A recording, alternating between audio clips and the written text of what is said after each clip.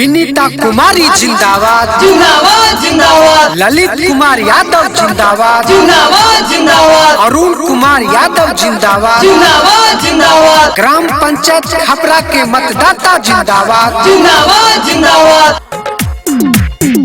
पंचायत खपरा के मुखिया एकरे बने बैगे, मुखिया एकरे बने बैगे। चाची है के विनीता कुमारी कभारी मत से जीते मुखिया फेर बने बैगे।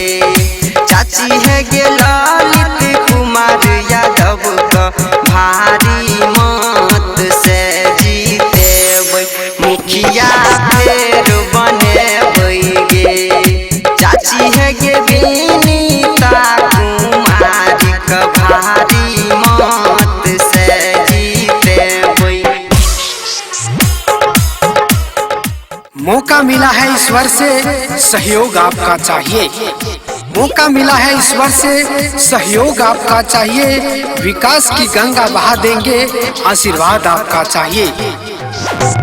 सेवा समाज के चाची सब दिन करेंगे। चाची है कि नहीं करेंगे।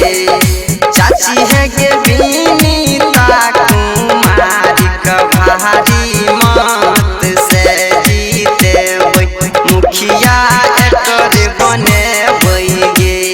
चाची है के ललित कुमार यादव का भारी मत से जीते मुखिया फेर बने बैगे। चाची है के विनीता कुमारी का भारी मत से जीते।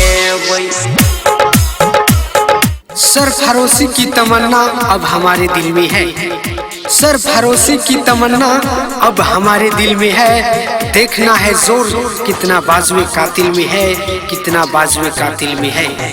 सरकारी योजना सबका सबके दिलाबैगे, कहियो न केकरो भुलाबैगे। चाची है के विनीता कुमारी का भारी मत से जीते मुखिया फेर बने बैगे।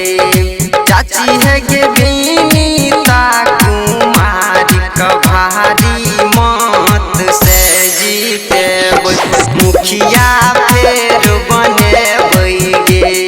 चाची है के विनीता